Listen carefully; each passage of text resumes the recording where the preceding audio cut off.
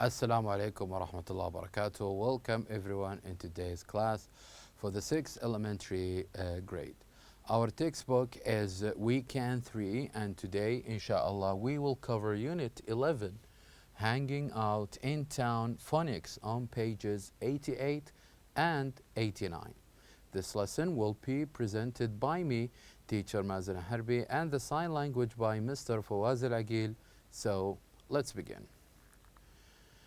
Quick revision in our last lesson. In our last lesson, after we listened to an interesting chant that is called There Was a Little Greenhouse, we said that we can make our own version of this chant, where we said in this lesson that you can write your own version, you can even use your own pictures and also use word for rooms and the things that you can see in these rooms.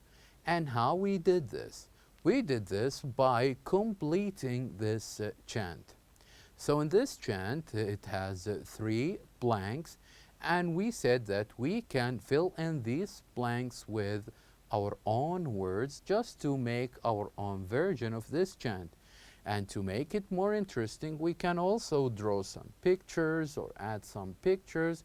And after this, we can take the chant that we write and present it. Either we present it at school to our classmates and to our teacher, or we can present it to our family members and to our friends.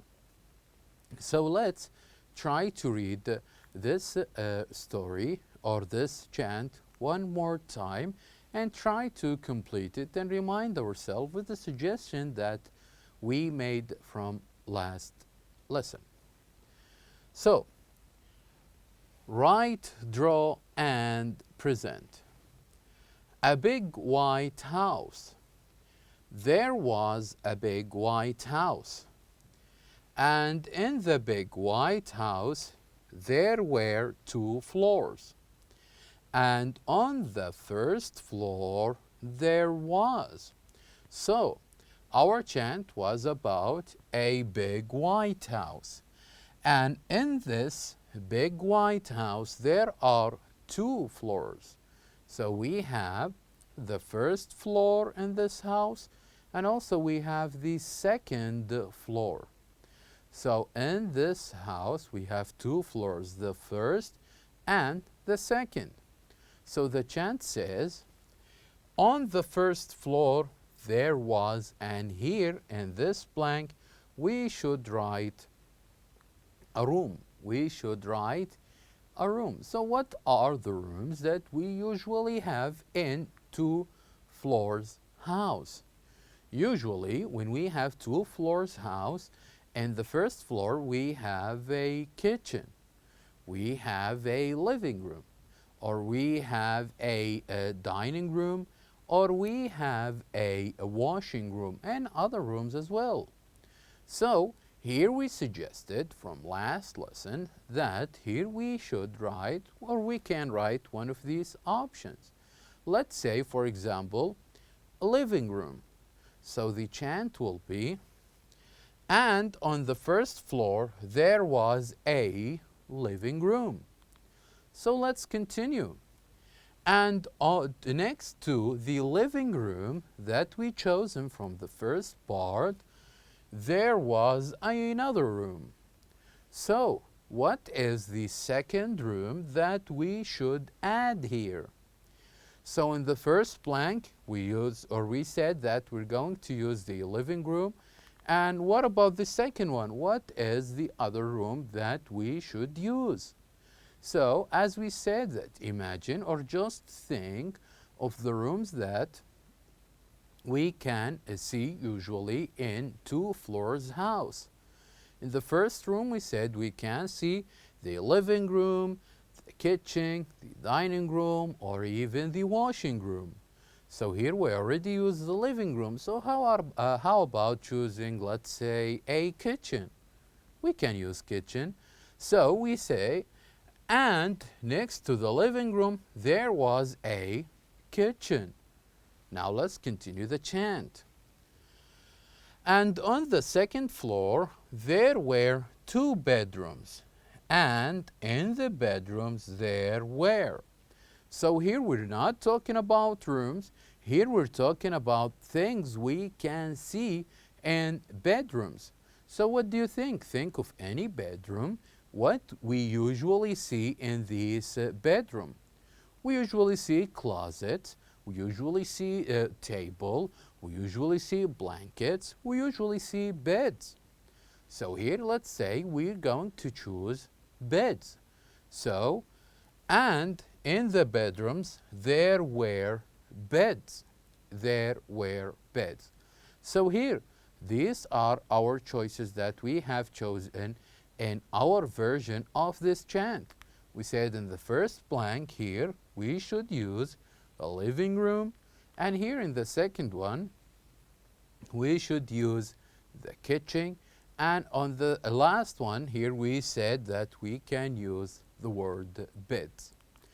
So it is important that you can talk about the rooms in your house and also the things that you have in these rooms. This is how you make it more interesting chant. And also you can add some pictures, even you add them, even you drawing them. And don't forget, after you write your own version, after adding or drawing your own pictures, it is important that you present this chant to either your class, to your classmates, or you show it to your teacher, or even you go to your family members and to show them your first version of this chant.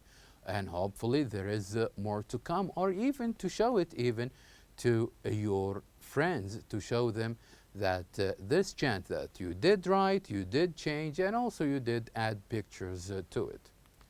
So now let's get to know our objectives in today's lesson. At the end of this lesson, we hope that you will be able to practice words with UE, a U, and E at the end, or the clever E, or to use U and E. So here we have different words that has the clever U, the words that starts with U and ends with E, or with UE set of letters. So to do this, I would like you please to open your books on page 88. I would like you please to open your books on page 88. Now on page 88, what we're going to do is we're going to listen, we're going to point, we're going to practice 2 different words. And each of these words have their own letters of U. The first one we call the clever U, and the second one that ends with U and E. So now let's listen to the first word and see how, or listen to how we pronounce words that has this sound. So the first word we have here is the word that has U and E at the end. The word is cube. Cube. Say after me. Cube. And the second word that ends with U and E is barbecue. Barbecue. Say after me. Barbecue. So, cube, barbecue. Cube, barbecue. You see the different sounds between these 2 words? Cube and barbecue. And you see where we place the letter U in each of these 2 words? Let's get to know more examples of these uses. So here, to make it more interesting and even to learn more words, here we have in the second exercise, listen and number. Then unscramble the letters and write. So what we're going to do now is we're going to listen to 3 different words that is unscrambled, that is not in the right order. And after we listen, we need to think together and put these words in the right order, to unscramble these letters and put them in the right order. So now let's have a look at the first word, and I would like you to listen really carefully and tell me how we can unscramble the letters to make the correct word, or to write the correct word. So this is a picture of the first word, which is tissue. Tissue. So the first word we have is tissue. And how we can write tissue? Well, at least tissue should start with a T. Tissue. And here we go. This is how we write the word tissue. Now let's listen to the second picture. Have a look at this baby. This baby is cute. This baby is cute. Now, what do you think? How we can write or unscramble this word to write the word cute? Well, cute should end with an E, and the second letter of it will be U. Here we go. Cute. Now let's listen to the third word. The third word we have represent this color. Can you name this color? It is blue. It is blue. So how we can write blue? Of course, we should write it like this. Blue. Now, after answering or unscramble the first three words, let's read them again, and this time I need you to, when you listen, to say them after me. Tissue. Tissue. Cute. Cute. Blue. Blue. Very good. Now let's unscramble three more words. So let's start from the first one. Have a look at this picture and tell me if this pictures remind you of this word. Let's listen to this word. Tuesday. Tuesday. So Tuesday is one of the days that we learn, the 7 days that we learn. So how we can write Tuesday? Of course, we can write it like this. And let's have a look at the second picture. Have a look at this elephant. How can we describe this elephant? Well, elephants are huge. Elephants are huge. And how we can write huge? Like this. Elephants are big and are huge, very big. Now this will leave us with the third word we have here. So have a look at this word that where we use, usually when we make arts with papers and scissors, we need glue. We need glue just to make stickers and make certain crafts with these papers. So this is how we write the word glue. Glue. Now, I'm going to say these words one more time, and I would like you, when you listen, to say them after me. Tuesday, huge, glue. Very good. Now, will leave us to the last word we have. And the last word we have from this picture, you know, it is a place where we go to every day. Can you say what this place is? It is, of course, it is a mosque. It is a mosque. And if you notice that this word ends with U and E, but we don't say it. We say a mosque. Mosque. Very good. Now let us move on straight to the second exercise we have. So here we're not going to unscramble letters, but we're going to unscramble words. So here you have, we do have more than 10 words, and what we need to do to unscramble these words and to put them in full sentences. So here we have a garden, have, barbecues, like, June, we, in, our, and to. So here let's talk about, or let's try to unscramble these words. And we usually, when I unscramble this word, we usually start or you start with the subject. I, you, they, he, or we. So here we should start with we. And the sentence will be like this. We like to have barbecues in our garden in June. We like to have barbecues in our garden in June. Now, let's try to unscramble the second one. So here we have gave, off, glue, my friend, me, a huge bottle. And as I said, we usually start the sentence by a name of a person or a subject. Me, you, he or she, or a person. So here the only person we can see in these words is my friend. So we start the sentence by saying, my friend gave me a huge bottle of glue. My friend gave me a huge bottle of glue. So now let us move on to our last exercise in this lesson. So please turn to page 89.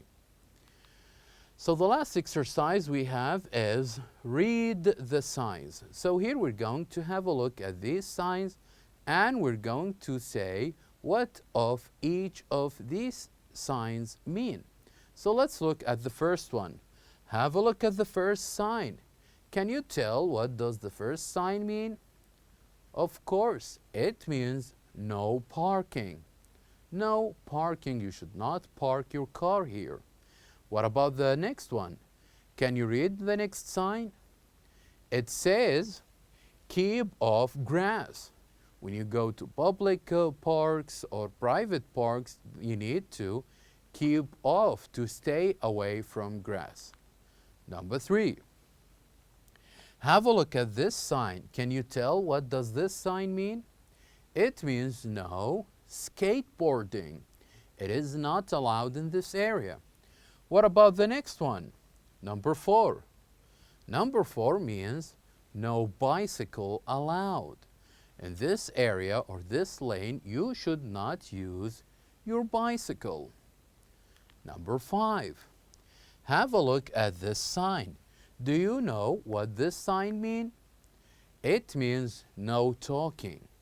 Because maybe you are in a library or a certain place where you're not allowed to talk. And have a look at this one. Can you tell what does this sign mean, number 6? It means that if you need the library, it is that way. Number 7. Have a look. Can you read the sign? The sign says, please switch off all mobile phones. Switch them off. It means turn them off or keep them silent. And what about number 8? Number 8. Can you read the sign of number 8? It says, do not litter. Do not throw things in this place. Think green. Think of the environment. Don't do this. And this will leave us with the last 2 signs we have, which is number 9. Can you read number 9? It says, no eating, no drinking is allowed in this place. You should not bring food in this place. And what about number 10? Number 10 says, no balls. You should not bring toys or balls to this place. It is not allowed. So, at the end, it is important that you can say, read and write words with UE or the clever E, and also the words that ends with U and E. And also to read 6 signs in my town in English. So now we have reached the end of our lesson. Thank you for watching.